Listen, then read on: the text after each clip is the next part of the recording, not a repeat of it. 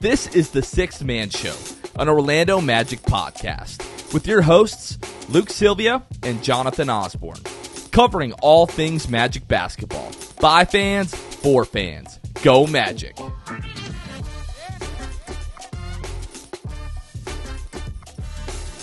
What's going on, Orlando Magic fans? You guys are back with the Sixth Man Show. Today is April 4th, 2024. Jonathan Osborne here, as always, joined by my co-host, Luke Sylvia, who, Luke, we're now on a 3-game win streak, and I'm much happier to be talking to you after this win over the Pelicans tonight than I would have if we were talking after or directly after the Blazers win on Monday. We're going to talk about both of those, but yeah, this was a pretty chippy game Wednesday night. I'm excited to break it down with you. Yeah, and to your point, timing is everything. So, yes, I'm also glad that we get to break this one down and not the Blazers one maybe as much as we would have as if it was the most recent one. The other couple things real quick I wanted to hit on the top. The Magic are now over 500 in every jersey. So, at one point, even the Association Whites, the Association Whites were kind of the one that everybody rolled their eyes when we were wearing them. But now, with the win over the Pelicans, you guys can feel free to correct me if I'm wrong, but I am pretty positive that now you're over 500 in every jersey, which is great. And also, a weird night around the association. I'm not mad. It's just everything the Magic needed to happen happened, and we had teams out here losing to some of the worst teams in the league. The Grizzlies. The Nets beat the Pacers. Yeah. Phoenix is up 25 on Cleveland at the half. We'll see what happens with that, but I mean, 25 at the half is never good. You're probably losing that game. Yeah. So we'll have to sort of chill and see what happens there. But I mean, listen, you can't bury the lead. The Magic now have won 45 games. And they're just, I was looking at the standings here. They're only a game under 500 on the road this year. Yeah, which 18 that record and 19. That record was not great even just a few weeks ago on the road. Now, where they are still lacking is they're 18 and 25 against teams above 500. And now, here's the thing with that, though. The thing with that is that there's only a few teams in the East that are above 500 against the teams that are above 500.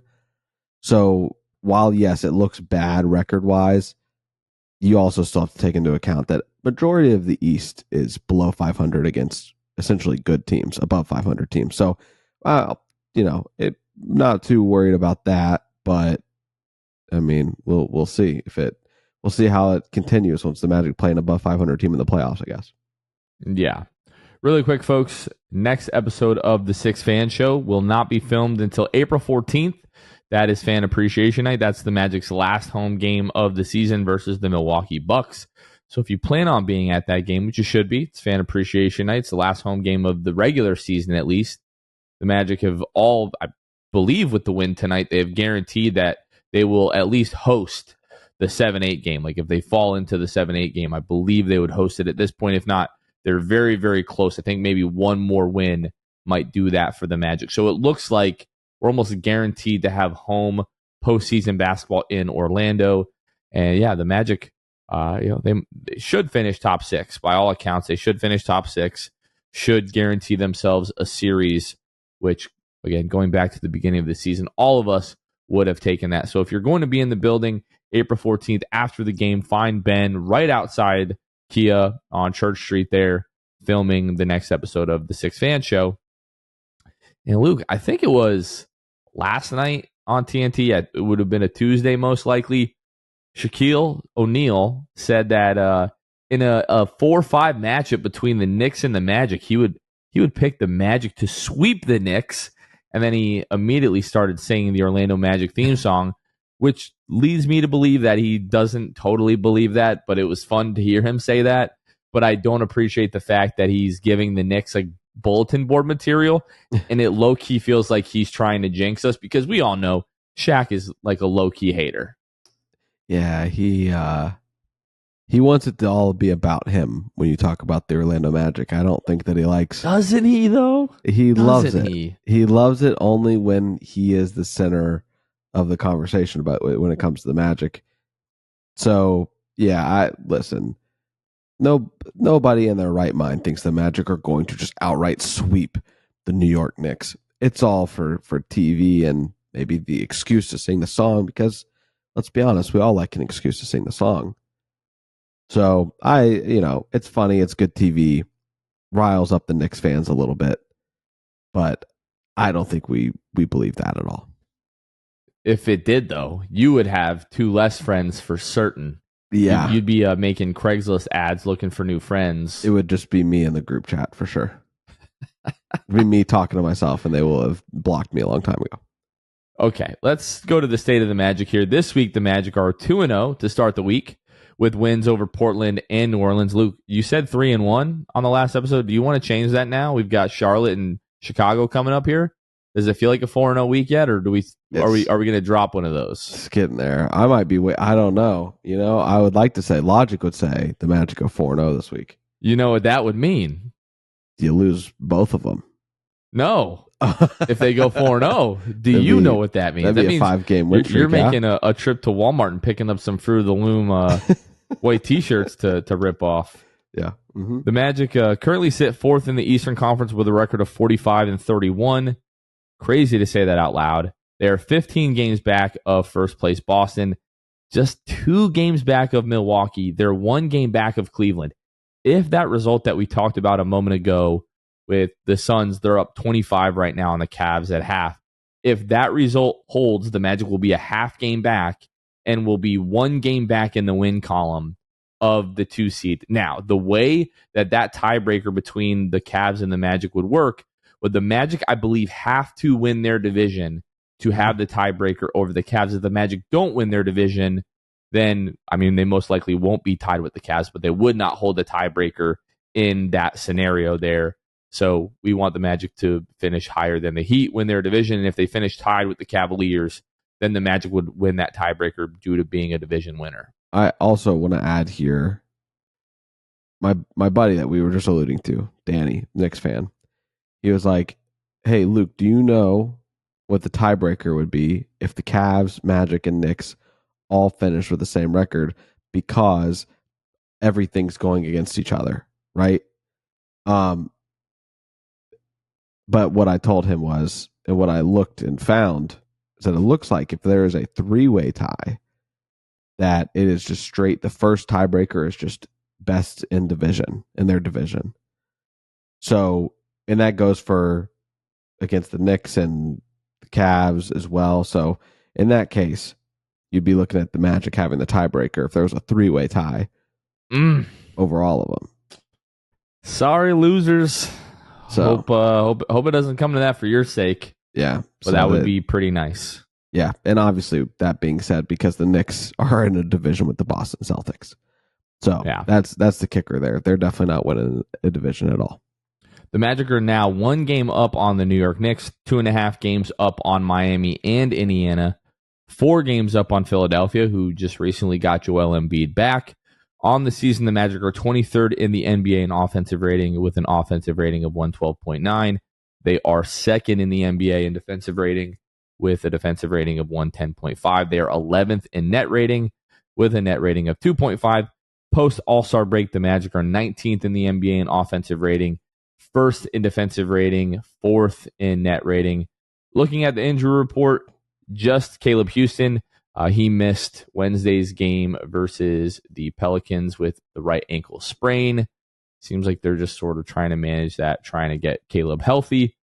But everybody else played tonight.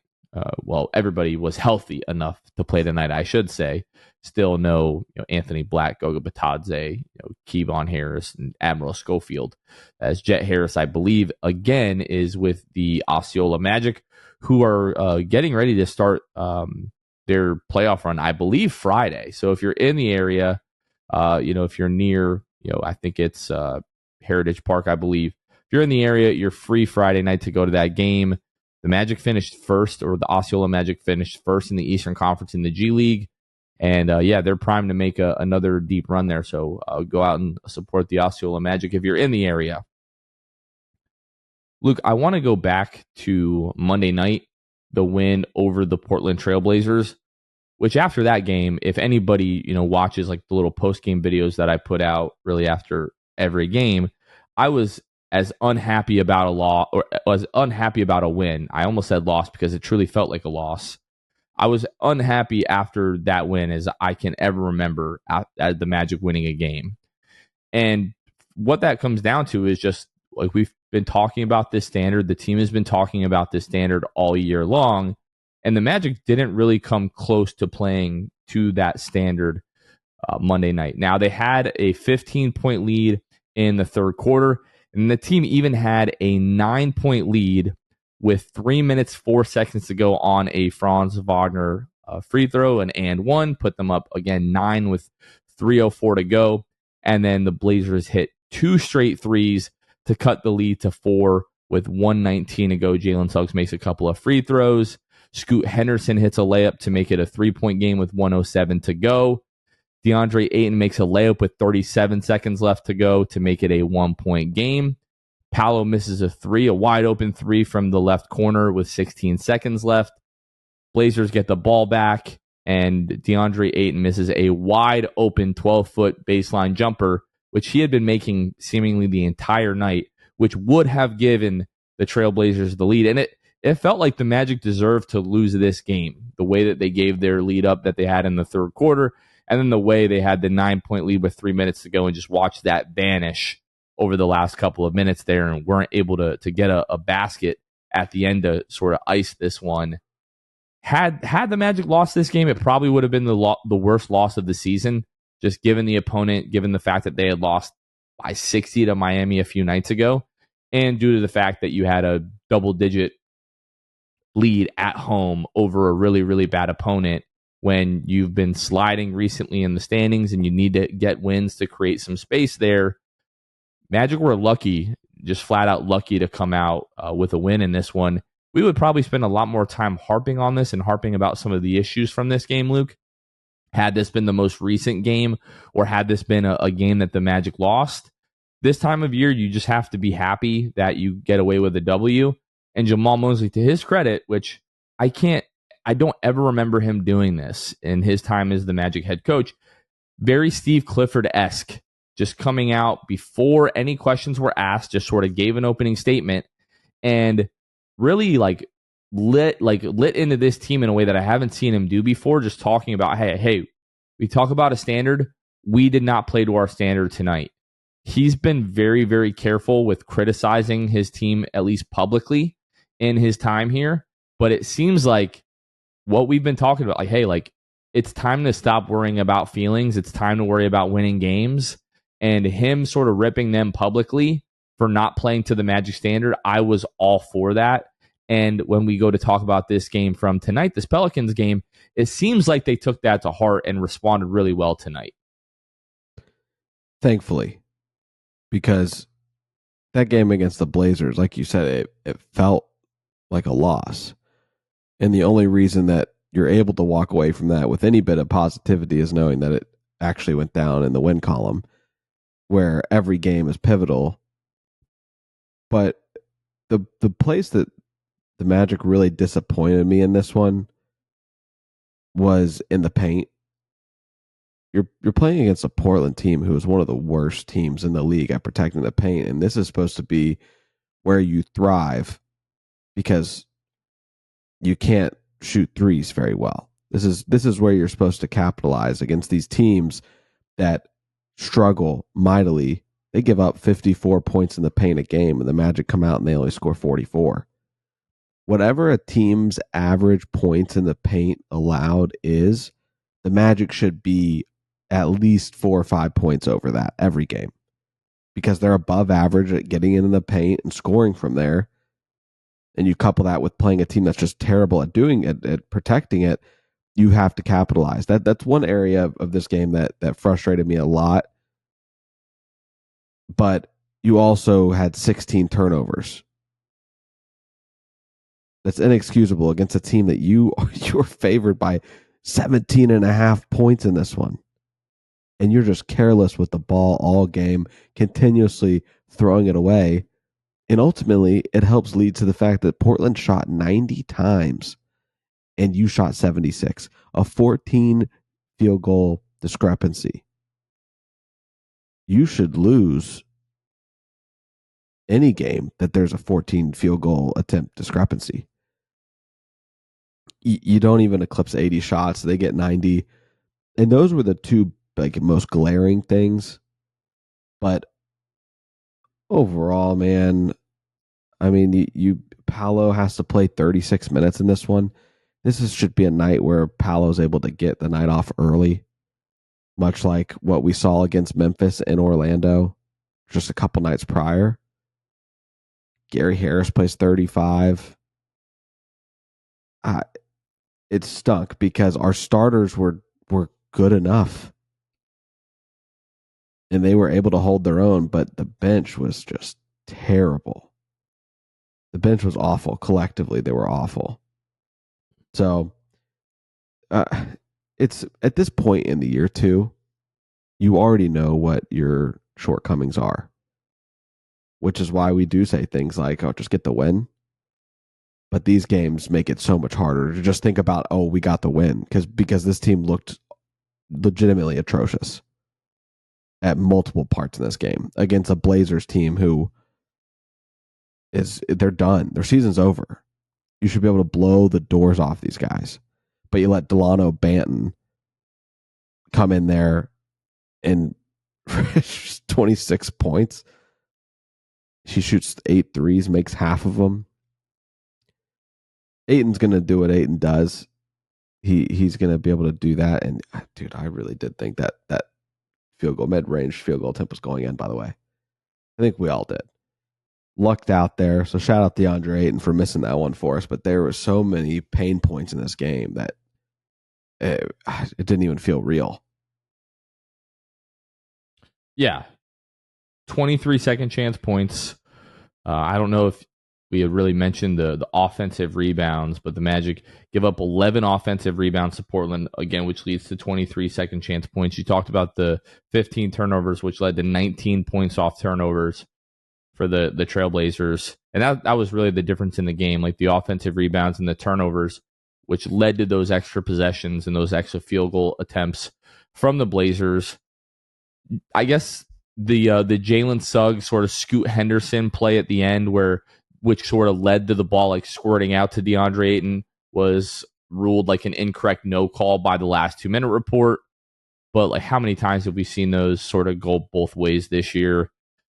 Play at the end of the game, guys are trying to be physical. Both are physical guards in Scoot Henderson and Jalen Suggs. And yeah, for the most part, the starters played well in this game, but they were also the ones that gave up a 9-point lead with 3 minutes to go, which is just totally inexcusable. Like, I don't know how much we've talked about my rule on the show here, but basically, if your team is up by more than 10 with less than 5 minutes to go, 99 times out of 100 times you win that game.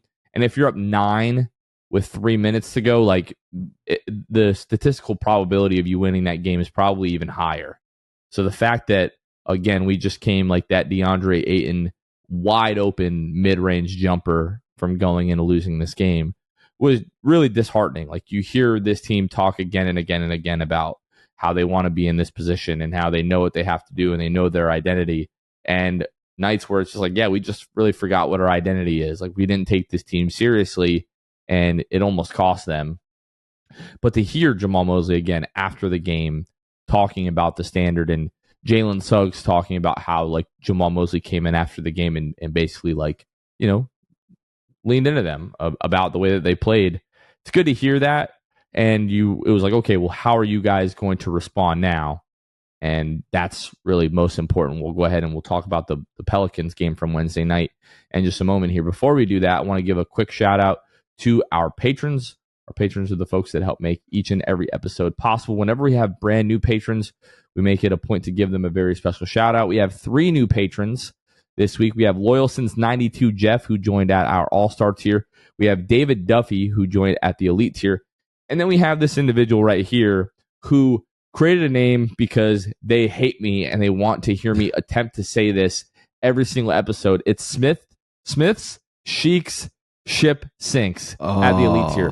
I promise you, man, like, That's rough. with all due respect, I'm not saying this every episode. I'm really not doing it because all it's going to do is make me look like an idiot. Yeah, that's so the I'm point. giving you. No, I'm not doing it. I refuse. I'm giving you your very special shout out here, and I will do you this favor, not this favor because you're doing us the favor, really, but I will do it this once when I shout out all of the Elite and Hall of Fame tier patrons. But I can't. My brain will not be able to read this every single episode. So whatever you were trying to do, mission accomplished. I hope you're pleased with yourself. But I can't do this. I'll never make it through the shout outs. It just won't happen. So a big shout out again to Loyal Since 92 Jeff, David Duffy, and Smith's Sheiks Ship Sinks. I said it that time. Now, we also give a very special shout out to our Hall of Fame and Elite tier patrons each and every episode. We'll go ahead and start with the Court Cousins, Drew Gooden, Armin, Carson Tulo, Ellis, Jonathan Borges, Normal, Magic Player History, Gabe Gaines, Wiffle, Michael Martin, Jamel Miller, Michael Salapong, Donkey Punch Dave, Paolo and Francis, Warmth, Pierre A, Dylan Holden, Mr. Mikey, Eduardo Sanchez, Danimal, Bobby Skinner, Goody 93, Teddy Sylvia, Eric Lopez, Fuchsia, Bill Fulton, Edmund Lagone, Hosea Squealing, Caleb Pete, Cannibalism, Time, Mr. TV, ESPN Really Sucks, Gear 95 Shred, Junior Bruce, Half Freakin, Shahin 177, Bobby the Dawn, Himlo, Ben Himro, RM Prov 221, Ray Pastrana, Magic Kid 714, Mysterious Mosley, Victor Cologne, Irish Magic Mike, Austin Lampy, Random Hustle, Only Franz, Maria, Keith Walsh, Fritz, Currency Kev, Bruv Sal, Kason Green, Santi Leon, Kane Eckler, The Distract, Ahmad Timsa, Chantu, Tom Gatson, Dead Air, Richard Tuttle, Jeremiah Quintero, Debo 1980, Magic Matt, Michael Thompson, Mama Richmond, Next Snappa, What's Up Playoffs 2024, Dylan Fay, Sammy, David Duffy, and Smith's Sheiks Ship Sinks. It literally is painful to say that. A big thank you to all of our patrons. Again, you can find us at patreon.com/The6Man-Show. Some of you guys know about this mighty fine establishment. Some of you guys might not. So now's the part here where I will talk to you guys about Jam Hot Chicken. Jam Hot Chicken is a Nashville and LA inspired hot chicken shack locally owned and operated in Winter Park, Florida, more specifically 400 West New England Avenue, Suite 13 in Hannibal Square. It's got a really cool outside environment. Walk up to the window, place your order, and then they'll let you know, call you over the speaker when your food is ready. So like I said, super cool environment. If you guys want to learn more about them, go follow them at Jam Hot Chicken on social media. That's on all platforms. You can also go to jamhotchickenfl.com. Look at the menu. You can order ahead as well there. They have music playlists. They got all sorts of stuff on that website. So go check them out. Let them know we sent you. Luke, now let's talk about this game from Wednesday night against the New Orleans Pelicans. Really not a great start for the Magic. They shoot 35% from the floor in the first quarter, 42% from behind the arc. Luckily, they make 7 of 10 of their free throws. As poorly as they played in the first quarter, they found themselves down just 2. And like collectively, Magic fans were like, how are we only down 2 as badly as we've played in this first quarter? It felt like you probably should have been down, 10 or maybe even 12 points. Magic have a much better second quarter, outscoring the Pelicans 34-29 to take the 58-55 lead into the half. You're up 3. You're feeling pretty good. Again, you didn't have a great start to the game. Second quarter went really well. The bench unit, as they have been doing all year long, played really, really well, especially in that second quarter to help get that lead back. No Brandon Ingram in this game. No Jose Alvarado either for the Pelicans. Brandon Ingram still recovering from the bone contusion or the bone bruise that he suffered when the Magic played the Pelicans in Orlando a few weeks ago. So coming into this game, it was like, okay, after that Trailblazers game, the way that you played, you have a huge opportunity in front of you on the road, a team missing arguably its best player, definitely one of their 2 best players. And it's time to bounce back, right? Let's go into New Orleans. Let's get a win. Paolo Banchero, pretty rough start in this game. He was 1 of 8 from the floor in the first quarter, 4 of 6 in the second quarter.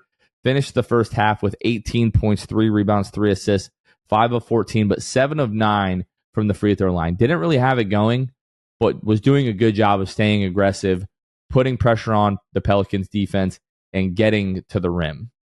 Now, the third quarter, much like a few weeks ago in Orlando, is when the Magic really started to blow this game open.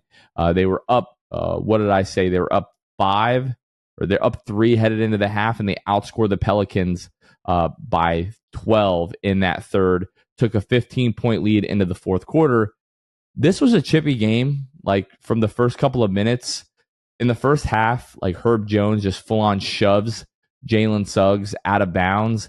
And early in the second half, Jalen is trying to run through a screen set by Larry Nance, and Larry Nance just fully extends both arms and shoves Jalen Suggs. Now he's called for the offensive foul.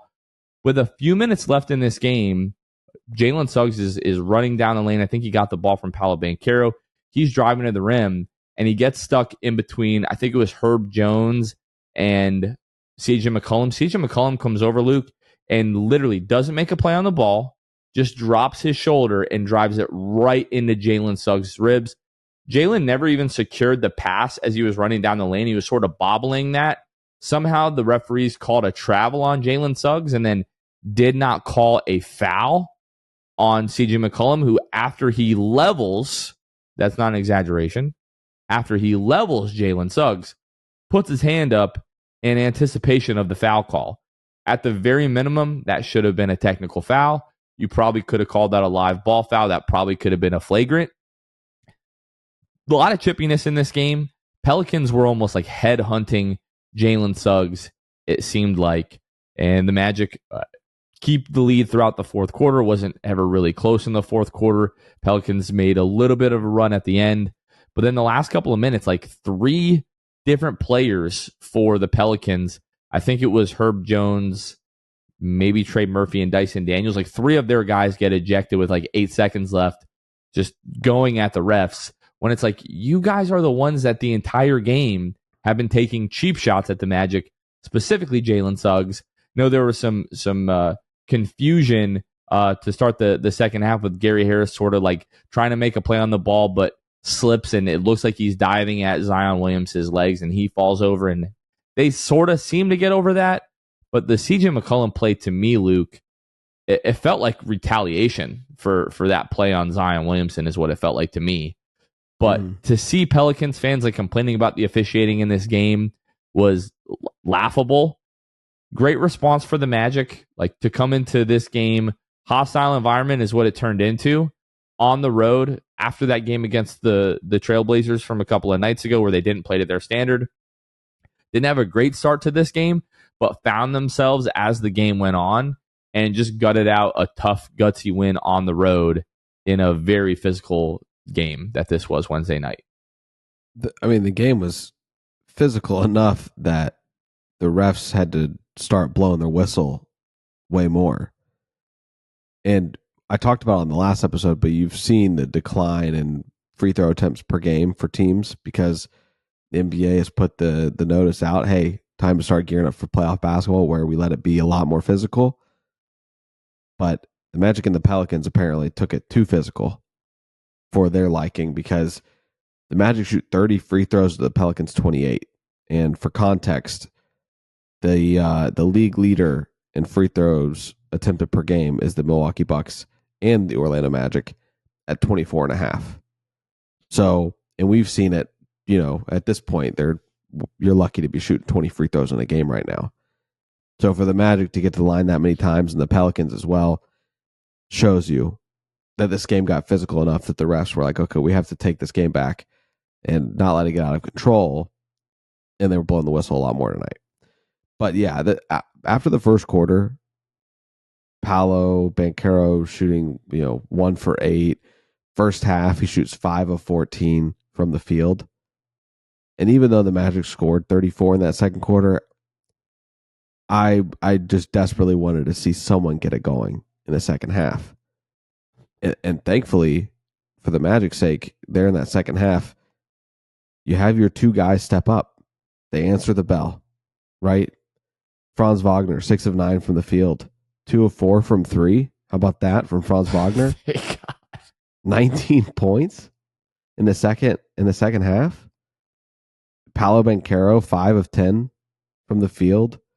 14 points, 3 rebounds.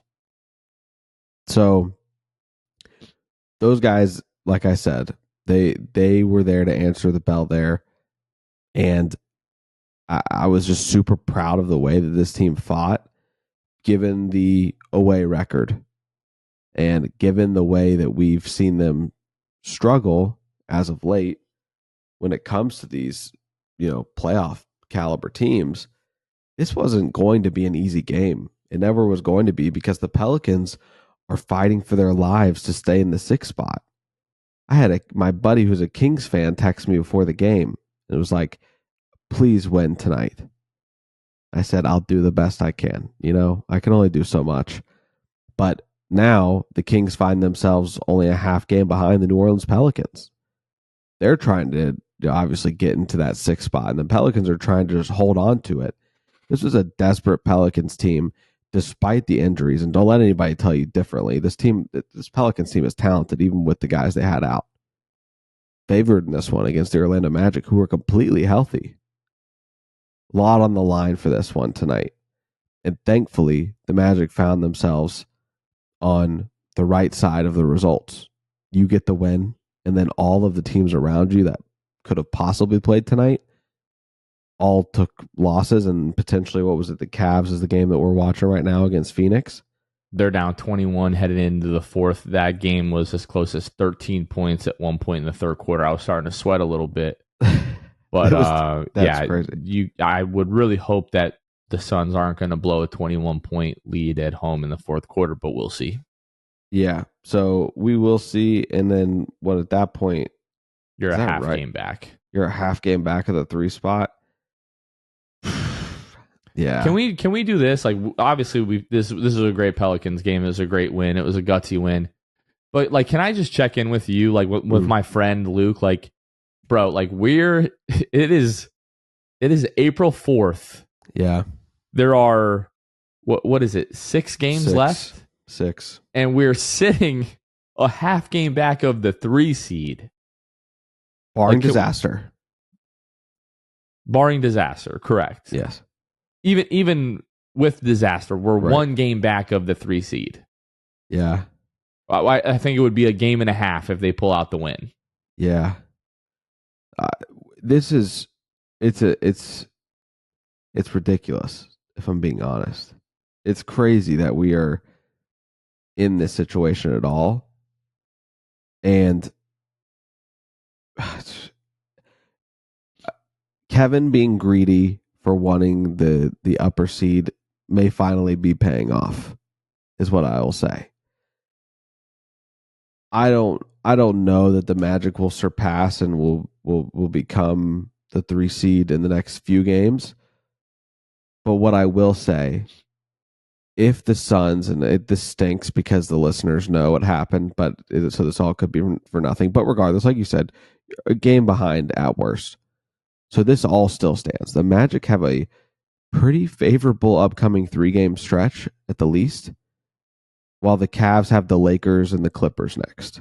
The Suns currently have a 99.5% win probability per ESPN. There's no way they don't close that out, right? But to my point, the Cavs have the Lakers, the Clippers, and they have an easy game, Grizzlies, but then they have the Pacers, and then they get the Hornets to finish the year. So they've got 3 tough games remaining that are not no-brainer wins in the slightest. So it's really, they could definitely go 2-3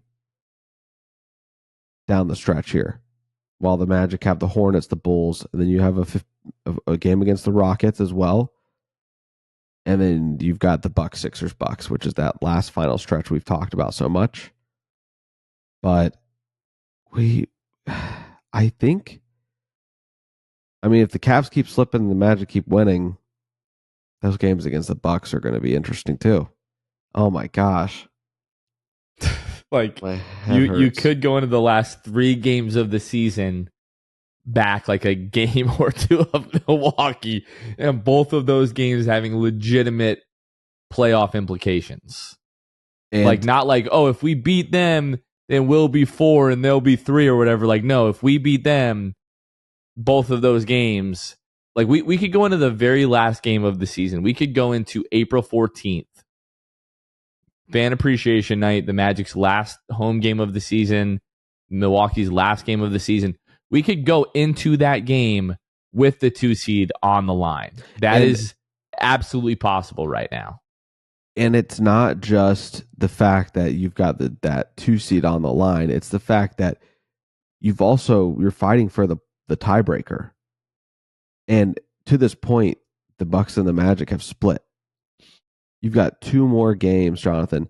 If you can split and all of those implications are on the line, it's going to come down to more than just a division tiebreaker, because Milwaukee right now is ahead, obviously, in the Central, ahead of Cleveland and Indiana. The Magic at that point, if you're fighting for the 2 seed, you've definitely won your division. I don't even know what the next thing is. Let's try to look that up real quick. Playoff tiebreaker, just for kicks. Would and it be giggles. like conference record? Which, if it's conference record, which I'm not sure that it is, but if it's conference record, you would probably be pretty close there, because the Magic are 30-17 at the moment. Milwaukee's 32-15. Yeah.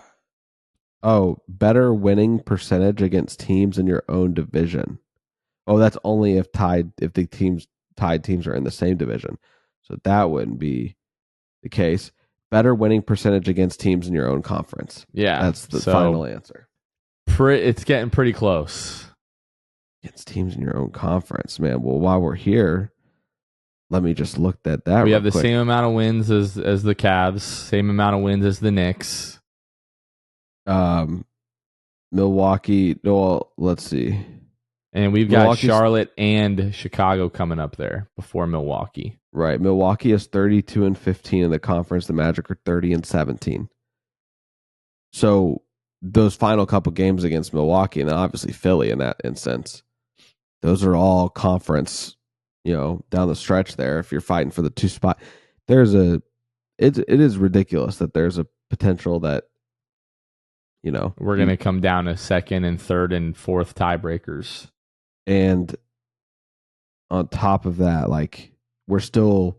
The good news is Milwaukee, outside of us, has 3 conference games left. Toronto, New York, Boston. Yeah. I mean, they're going to beat Toronto, because Toronto is just completely... The wheels have just totally come off with all the injuries they've had. But seriously, to sit here... I didn't think any of this was possible. Even my loftiest expectations, the most optimistic parts of my brain, which can get pretty optimistic, I legitimately did not think it was possible for us to be here at 4 the first week of April with 2 and 3 being in striking distance. After everything we've been through, Magic fans, the last decade, this season you couldn't ask for anything better. As long as we finish higher than 6, you almost can't complain about anything the rest of the way here. No. We're kind of already in that territory, but I would be disappointed now if we end up in the play-in game. I would be very disappointed if we ended up in the play-in game. Of course. And you'd have a right to be, just because of what this season has been and what you've thought, but that's just... A lot has to go wrong. And the magic number right now, no pun intended, the magic number for the Magic is 5. Right. A combination of 5 Magic wins or 5 Miami losses, and you clinch, no lower than 6. The Magic should absolutely, at the bare minimum, go 3-3 the rest of the way. You should beat Charlotte, you should beat Chicago. Those are 2. And then you've got to take 1 more from Houston, Milwaukee, Philadelphia, Milwaukee. You're going to win at least 3 the rest of the way. And if I look at the Heat schedule, you've got to think that Miami's going to lose 2 the rest of the way, right? Philadelphia, Houston, Indiana, Atlanta, Dallas, Toronto. They probably split that 4 with Philadelphia, Houston, Indiana, Atlanta. I mean, Dallas, They've got to lose 2 out of those 5, right? They probably beat Toronto both of the last 2 games of the season. But you've got to think they find a way to lose 2 of those 5 games. Philadelphia, at Houston, at Indiana, at Atlanta, home for Dallas. if the Magic go 3-3, the Heat can't lose more than 2 games or we clinch the division. Yeah. If the Heat beat the Sixers, there'll be some concerns. But they've won 3 in a row. They just beat the Knicks. Yeah. We'll see. Terry Rozier has put up 34, 27 in their last 2 games. Like, that doesn't feel sustainable, right? But then you have Jimmy Butler. I'm telling you, man, I'm so sick of hearing this playoff Jimmy crap because, like they made the finals last year. They made the conference finals the year before that. I want nothing more than for Jimmy Butler to just have an absolute first round dud or to lose in the play-in so he can put this to rest. The only reason the Heat made the finals last year is because they had one of the greatest shooting apparitions in the history of the NBA, going from the way they shot it in the regular season to the way they shot it for a month and a half on that run of the finals. Just lose so we can put this Jimmy Butler crap to rest. I'm so tired of hearing about it. He's not that guy. I'm just going to put it out there. He's not that guy. We end up in a series against the Heat, and their fans find this clip of me saying, Jimmy Butler is not that guy. Please, God, just let us win. But, I'm just really looking forward to the Magic finishing the whole season as the better team in the state of Florida. Yeah. Oh, man. What a ride. The fact that we only have 6 games left, this regular season has flown by so quickly, and now basically 10 days left in the regular season, 6 games to go, and then hopefully we're just sort of waiting to see. Well, I guess from where we are, we probably most likely won't be it feels like we're just on a collision course with the Knicks, and that's a little intimidating. I can't lie. Yeah. Well, look, you're probably either playing the Knicks, 4-5, some sort of combination, whoever is at home, whatever, who finishes better than the other, or you're finishing 3 and then you've either got Miami or Indiana. Do you know 3-6 Magic Indiana would be my absolute number one preference. That would be awesome. But can you imagine if we absolutely bust our tails to get second somehow in the conference, and then we end up going against the Philadelphia 76ers with a healthy Embiid? That would be the most ridiculous, stupid thing I've ever seen. Hey, congratulations on a great season. Yeah. Now here you're going through a series of hell. I just want to see Jamal in the front office to just sit everybody in the final game to clutch second if the Philly is sitting at 7th. No, you can't do that. That just sends a bad message. I would say, being able to throw Wendell and J.I. at Joel Embiid for a series is probably as good as you could hope for. Yeah. Anybody outside of Cleveland maybe having the ability to throw Mobley and Jared Allen, the Knicks, if they can get healthy, Julius Randle, Mitchell Robinson, I feel like we would be as favorable of a matchup there as anybody. Did you already list the Bucks' remaining schedule? I did. That's crazy. I thought you did, but the Raptors they're only Toronto, New York, Boston, Orlando, OKC, Orlando. The Bucks, the Raptors, they're only for sure win left on the schedule. Win. Yeah. That's a tough end of the season. Imagine if they lose to Toronto. You lose to Toronto, then I'm sounding the sirens. The Magic are coming for second. Facts. That's so crazy, man. Wow. Yeah, wow. Yeah, chew on that, Genuinely crazy. Yeah. So, 6 games left looking at our schedule. On Friday, you're in Charlotte, take on the Hornets, who I don't think it's happened yet, but after the season, Steve Clifford is no longer going to be the head coach. I don't think it's happened just yet. Be kind of silly your last 6 games to fire a head coach, but then he's going to move into a role with the front office, which is, a little bit funny. The humor of this situation is not lost on me at all of Steve Clifford not wanting to rebuild here in Orlando. Now we're talking about the Magic potentially being the 2 seed, and he's just been decimated with injuries in Charlotte as well, and felonies with with Miles Bridges over there, and just has had a just real string of bad luck for Steve Clifford the last few years here. But whatever, God bless him. So Friday at Charlotte, then Sunday you're home for Chicago. Then you go into the last week of the season. It's crazy. We're 2 games away from the last week of the season. Tuesday at Houston, Wednesday at Milwaukee. That's your last back-to-back. Friday at Philadelphia, and then you come home Sunday, April 14th at home versus the Milwaukee Bucks for the 2 seed. We are speaking that into existence now. You are playing the Milwaukee Bucks on Sunday, April 14th for the 2 seed at 1 o'clock. That would genuinely be crazy.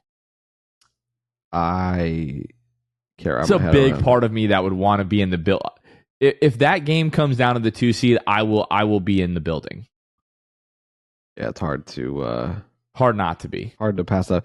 It is ridiculous to look at this and say the Bucks are 47-29, the Magic are 45-31. Obviously, you're 2 games behind them. Like, you are 2 wins away from having the same record as the Milwaukee Bucks, who have Giannis Antetokounmpo, who has played 70 games this year, and Damian Lillard. Yes. It's not like it's not like Giannis has missed a bunch of time or anything like the Philly situation. The only thing is that, what's his face? Chris Middleton, I believe, has missed a lot of time. Yeah, don't care. No sympathy for me. You got Giannis and Dame, figure it out. I mean, he's played 50 games, so. Yeah, figure it out. The Magic are right on your tail, and it's crazy. How is Jamal Mosley not being talked about more for being the coach of the year? I don't know. Like Mark Daigneault, absolutely deserved to be in the conversation, right? But SGA is also in the MVP conversation. Right. Right? Like Chris Finch, Minnesota, absolutely deserved.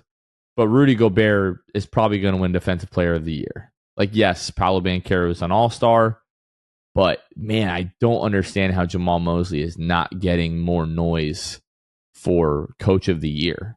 Just as exceeded expectations by far and away more than any other team. Like, heading into the season, anybody could have said, OKC is going to be one of the best teams in the Western Conference, or Minnesota is going to be one of the best teams in the Western Conference. Like, of course. Look at their rosters. Look at the way that OKC improved last year, adding, Chet Holmgren to that team. Like, feels like a lot of that was maybe not super likely, but not outside of the realm of possibilities. Nobody had the Magic in contention for the 2 seed heading into the end of the first week of April. Yeah. Ridiculous. Really is. Looking up NBA Coach of the Year odds right now. I'm looking at VegasInsider.com. Mark Daigneault minus 300, Chris Finch plus 300, and then Jamal Mosley at plus 1,200. I guess that is kind of in the conversation, but I don't know. I'm biased, of course. He would be my favorite. Of course.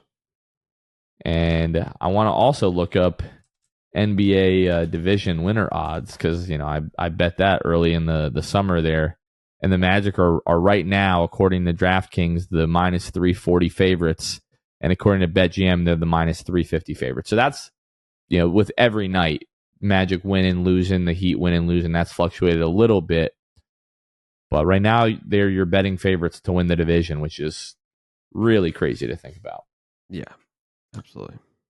I just want to enjoy these last 6 games. That's where I'm at. I want things to go well for the Magic.